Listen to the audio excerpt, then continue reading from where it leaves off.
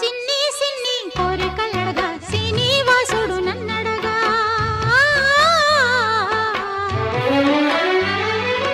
అన్నుల మిన్న అలమేల్ మంగై అతని సన్నిధి కొలువుంటా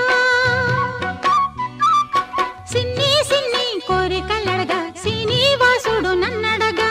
అన్నుల మిన్న అలమేల్ మంగై అతని సన్నిధి కొలువుంటా